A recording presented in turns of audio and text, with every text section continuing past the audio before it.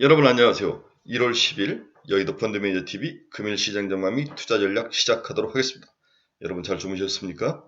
네, 눈 뜨면 하는 행복한 하루인데 오늘은 뭐 못 먹어도 고다 이렇게 최근에 주식시장이 좋을 수 있을까 하는 생각이 드는데 물론 다우와 나스닥은 좀 다우와 S&P는 하락을 했지만 나스닥이 어느 정도 받쳐주면서 우리가 오늘 좀 마음 편히 주식시장에 임할 수 있지 않을까 그런 생각을 해보네요. 못 먹어도 고다.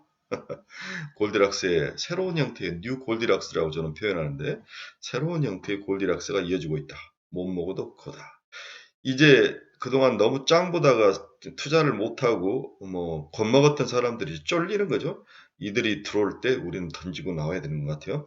항상 제가 시장에 떠나 있으면 돈을 먹을 수 없다. 시기를, 타이밍을 조절하는 것은 불가능한 일이다. 여러 번 이야기 드렸죠. 힘들지만 포지션을 줄이고 웅크리고 있다가 어느 정도 된 포지션을 늘리고 이게 이제 순환적으로 잘 돼야 되는데 들어갔다 나왔다 하는 것은 거의 불가능합니다. 저 같은 30년 베테랑 펀드 매니저도 그렇게 하면서 돈 벌 수 있는 방법은 없습니다. 못 먹어도 고다. 오늘의 여러분들의 핵심 한 줄 센텐스입니다. 구독, 좋아요 많이 눌러주십시오. 여러분들이 많이 들어오셔서 요즘은 뭐 찍히면 500분은 찍히더라고요. 네, 한 1000분까지 한번 늘려보도록 하겠습니다. 네, 금일시장 키포인트 한번 봅시다. 나스닥 기술주가 상승을 리딩하고 있다. 그 이유를 보면 여러 가지 이유가 있지만 저금리가 바탕이 되는 거죠. 금리가 계속 하락을 하면서 금리가 하락을 하면 가장 수혜를 받는 게 제약 바이오 그런 이런 성장주들, 나스닥에 관련 기술주들이 많이 오를 수밖에 없는 그런 구조죠. 지금까지 금리가 오르면서 가장 많이 피해를 봤던 게 이쪽 주지 않습니까? 이들의 기술적 바닥 탈출, 그 다음에 기술적 반등이 지속되고 있다. 그 밑에는 저금리가 들어가 있다. 저금리라는 게 뭡니까? 금융시장의 안정을 찾고 이제 긴축이 한두 번 오케이 다 받아들이고 그 이후의 모습 한 6개월 정도 짱을 보다가 그 다음에 경기가 안 좋으면 내릴 수 있는 그 가능성이 선반영된다는 거죠. 연준의 피봇, CPI 하락, 뉴 골디락스가 지금 시장에 펼쳐지고 있다. 이 가장 큰 수혜가 바로 나스닥 기술주들이 과실을 따먹는 그런 모습인데 이것뿐만 아니라 어제는 또 항공주, 카지노 뭐 할 것 없이 다 오르는 상황이죠. 뭘 사야 할지 모를 정도로 전 방향적으로 전 섹터가 함께 오르는 그러한 축제와 같은 현상들이 일어나고 있다. 새로운 테마주 형성에 이제 집중을 해야 된다. 이게 이제 가장 큰 여러분들의 과제이고 저의 과제입니다. 뭔가 시장에서 확 떠오르는 거. 일단은 로봇주가 올랐죠. AI 그렇죠. 자율주행이라든지 뭐 자율음성 뭐 이런 AI주가 그 다음에 이제 형태를 오르고 있는데 이 두 개가 일단 테마 형성. 그 다음에 이제 중국 리오픈 관련주 이 세 개가 큰 테마로 형성이 되는데 세 개의 나름대로 먹을 수 있는 테마가 올라오는데 이 중에서 뭘 살 것이냐 아니면 이 세 개의 테마에 대해서 골고루 하나씩 살 것이냐 여러분의 선택의 문제죠. 시장은 당분간 추가 상승이 전망된다. 여러분들이 그 많은 고통의 시간을 떠나지 않고 시장에 붙어 있는 데 대한 대가가 주어지기 시작하는 거죠. 제가 봐서는 올 1월까지 장에서 말에서 내리시면 안 됩니다. 오늘 미국 주식시장을 보면 장 초반은 너무 좋았어요. 그러다가 이제 차익 매물이 나오면서 하락을 했는데 나스닥은 그래도 잘 버티면서 플러스에 끝났지만 S&P 500하고 다우는 마이너스의 모습을 보였습니다. 금일 시장 키포인트 한번 봅시다. 미 증시 빅테크 중심으로 강세, 테슬라가 6%가 아니라 한 5%대 올랐어요. 뉴욕에는 설문조사를 했는데 미국 향후 1년간 기대 인플레이션이 5%다. 10개월 내 최저치로 내려왔다는 거죠. 샌프란스 연은 총재는 미 기준금리 5% 이상 넘어갈 것이다. 이렇게 이제 아직도 협박하는데 이런 것들이 무시해야 되죠. 포드가 트리키의 배터리 공장을 LG엔솔과 협력을 해서 지을 것이다. LG엔솔 관련된 그런 서프라이 체인들은 나쁘지 않죠. LG엔솔이 다시 치고 조금씩 올라오는데 조정은 충분한 것 같습니다. 120조 시총까지는 가야 될 것 같아요. LG엔솔 가지고 계신 분들은 좀 견디셔야 합니다. 스위스 중앙은행 작년 1,430억 달러 손실을 봤다. 116년 역사상 최대였다. 그만큼 어려웠다는 거죠. 애플이 이르면 내년 봄에, 올 봄이죠. VR 헤드셋을 내놓을 수도 있다. 근데 저는 애플에 관련된 모든 것들에 대해서 회의적이에요. 자, 접지도 못하고 아무것도 할 수 없는 애들인데 VR 헤드셋? 저는 이 부분에 대해서도 고개를 절레절레 흔듭니다. LG 이노텍 보십시오. 어제 다 오르는데 혼자 비실비실 하지 않습니까? 뭔가 생각만큼 F는 행동이 빠르거나 좀 뭘까 핵심적인 것들 내놓지 못한 것 같아요. 저는 이거 어렵다고 봅니다. 골드만이 리오픈의 알리바바가 급성장했다. 그렇죠? 네, 엔트그룹에 대해서 다시 추가 자금 조달을 허용해 준 대신 마인을 잘라내는 거죠. 3년 만에 정상적으로 개최된 CES 2023년에 11만 5천 명 이상이 방문을 했다. 나름대로 큰 소득을 이룬 것 같습니다. 이제 JP모건 헬스케어로 관심이 돌려지죠. 네, 달러 지수가 103까지 내려왔네요. 103.17. 달러 약세, 타국 통화 강세. 어제 우리나라도 한국 원화가 아주 강세의 모습을 보이면서 외국인들의 자금이 기속적으로 들어오는데 원화 강세와 외국인의 자금은 뭐 상관관계가 거의 1이라고 볼 수 있죠. 따라서 오늘도 뭐 달러가 약세인다면 외국인 자금이 지속적으로 들어올 확률이 높다. 그렇다면 우리나라의 주식시장은 나름대로 견고할 것이다. 이렇게 단순하게 추론이 가능해 볼 수 있을 것 같습니다. 근데 미 국채금리 한번 봅시다. 앞에도 국채금리가 하락하면서 이 나스닥 상승의 발판이 됐다는데 2년짜리가 4.193까지 빠졌네요. 어제도 6.3bp가 하락을 했습니다. 10년짜리는 3.528, 네, 4.3bp 하락하면 전체적으로 금리가 하락을 하는데 단기금리가 더 크게 하락하는 일드 스프레드가 더 축소가 되는 그러한 긍정적인 모습이 채권 시장에서 나타나고 있다. 이렇게 볼 수 있네요. WTI는 살짝 올랐네. 2.45% 올라서 75.59달러. 중국이 시장에 얼굴을 내미니까 약간 겁먹는 듯한 WTI 시장의 모습이 보이고 있습니다. 애플은 0.41% 상승해서 130달러를 겨우 회복했네요. 테슬라도 5.93, 119달러, 120달러가 회복이 안 됐네요. 1100달러가 한 번에 깨질 거라고 봤는데 제 전망이 틀릴 수도 있을 것 같습니다. 좀 틀려야죠. 이럴 때는 테슬라 가지고 계신 분들은 좀 더 올라갈 수 있다. 좀 더 가지고 가야 된다. 이렇게 볼 수 있네요. 엔비디아가 많이 올랐습니다. 5.18%, 156달러. TSMC는 2.81% 상승해서 80달러. 지금 대만과 한국, 홍콩 이 세 나라의 주가가 크게 오르고 있는 거죠.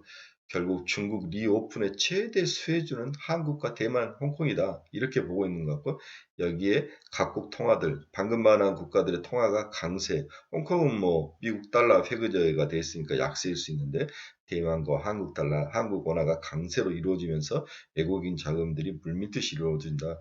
그 뒷배경에는 중국의 리오픈에 대한 최대 수혜주의다. 이렇게 세상 사람들이 인정을 하는 거죠. 마이크론 테크놀로지는 0.72% 하락해서 56달러. 네, 오히려 비메모리는 올랐는데 메모리는 살짝 하락한 모습을 보여주고 있습니다. 메타 플랫폼스는 0.42% 하락해서 129달러. 다음에 로블록스는 6.58% 상승해서 30.78달러, 30달러를 회복을 하면서 장 마감했습니다. 어제 비트코인이 드디어 17,000달러를 회복하면서 지금 지나가고 있네요. 17,223달러.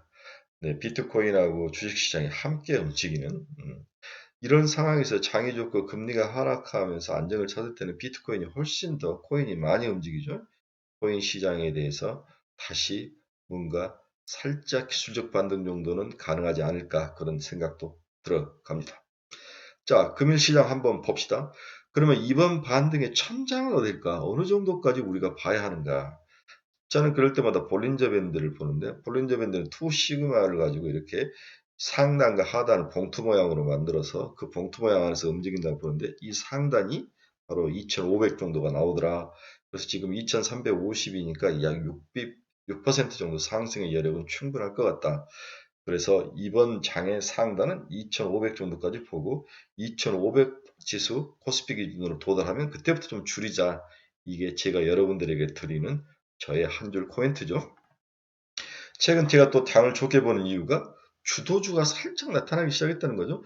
주도주가 없는 장은 쉽게 망가지고 빠른 순환매의 희생이 많이 되는데 주도주가 나타났다는 거죠. 반도체, IT, 삼성전자가 얼굴을 내밀고 있는 거죠. 여기에 로봇, AI, 그 다음에 중국의 리오픈 이런 종목들이 소테마를 형성하면서 시장에서 테마가 두세 개가 쭉 올라오는데 항상 강세장에는 테마가 한 개가 아니라 두서너 개, 서너 개가 해서 올라오는 그런 모습을 보여주는 게 특징인 거죠. 지금이 그런 장세이다.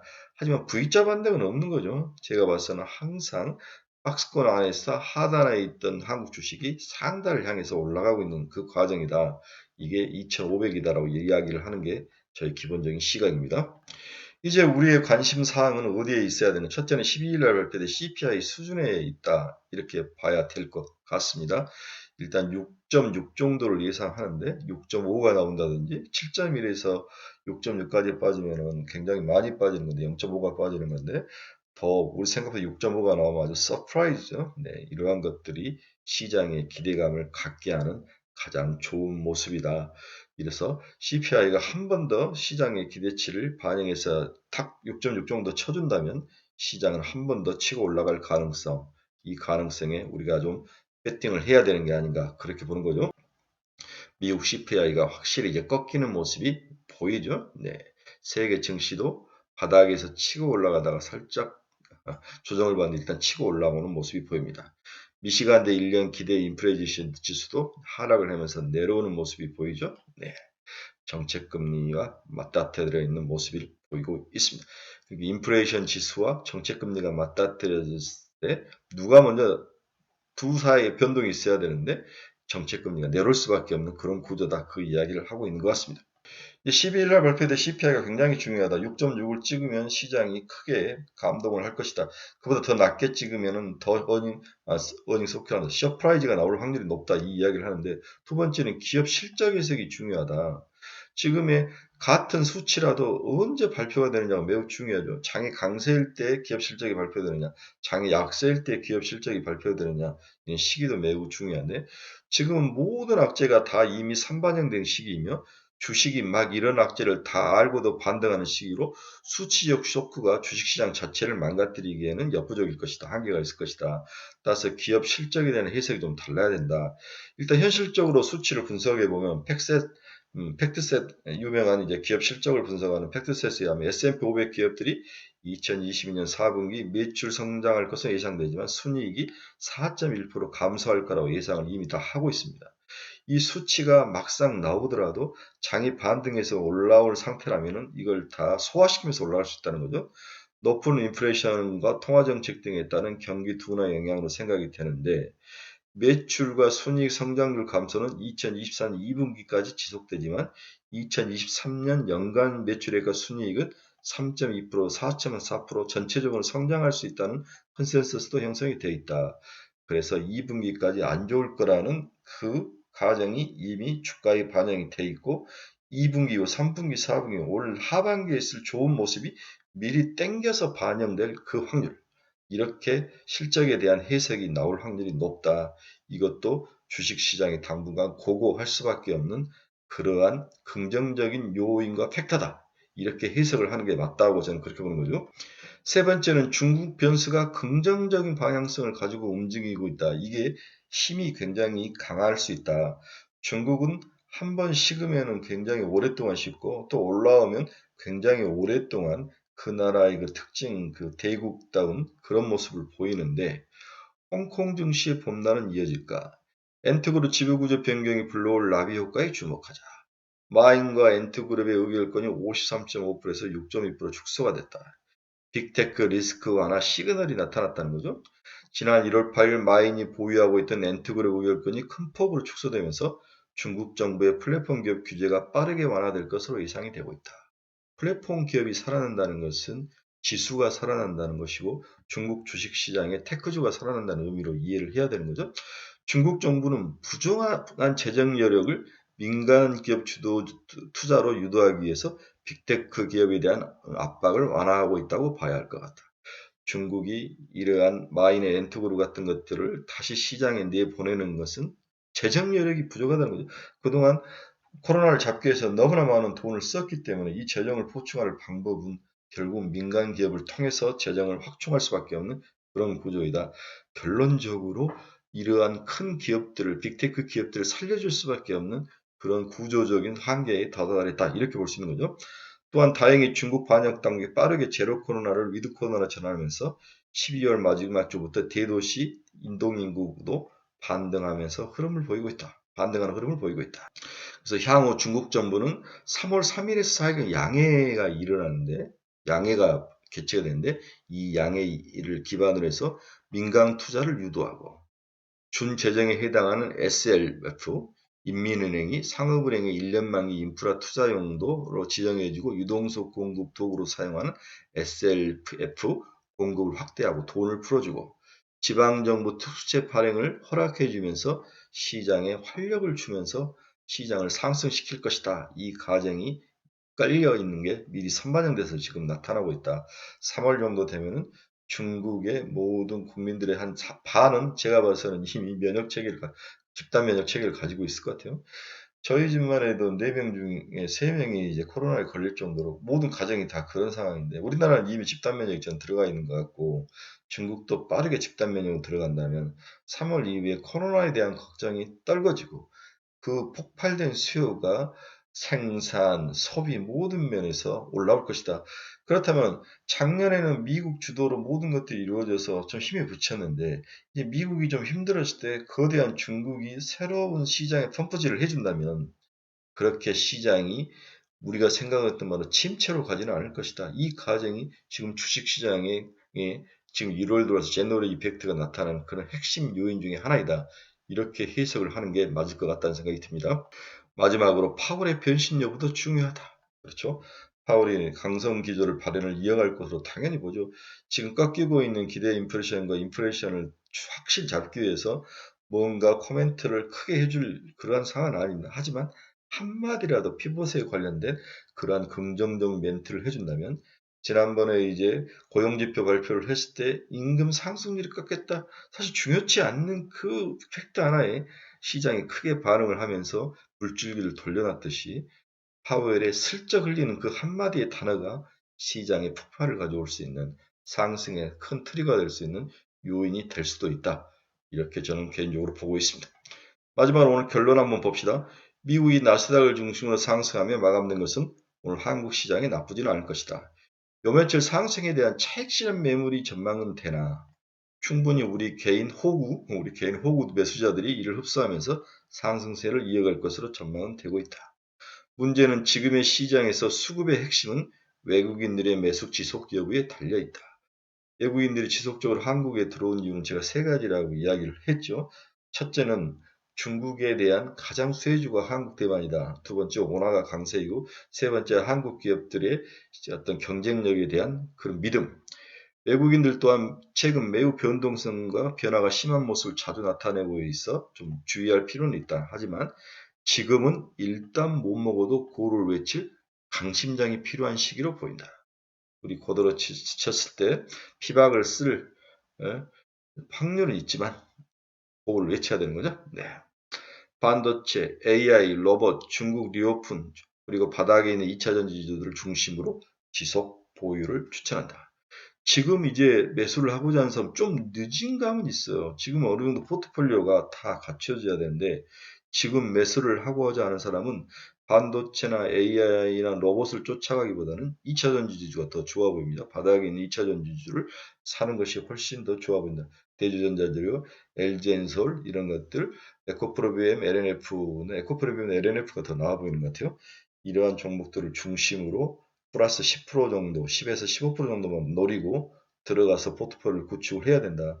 이제 오늘이 포트폴리오를 구축할 수 있는 마지막 기회인데 오늘까지도 포트폴리오를 구축하지 않고 주저주저 하신다면 여러분들은 이 장에 이 제너럴 이펙트가 나는 이러한 기술적 반등장에 골디락스 장에 여러분들 먹을 게 없다고 봐야 할 것 같습니다. 로봇주는 뭐 당분간 더 가게 보이죠. 지금 뛰어내릴 때는 아닌 것 같습니다. 여러분 오늘 뭐 급하게 아침에 몇 가지를 가지고 이야기를 했는데 못 먹어도 고다 이 단어를 꼭 기억하시고 내년 5월까지 내년이 아니죠. 올 5월까지 5월 초까지는 장에 있어야 된다. 그래야 그동안에 터졌던 것들을 복구할 수 있는 리커버리 할 수 있는 기회를 가질 수 있다. 이렇게 여러분들에게 강력하게 조언을 해드립니다. 여러분 감사합니다. 즐거운 하루 되십시오. 감기 조심하시고 내일 뵙겠습니다.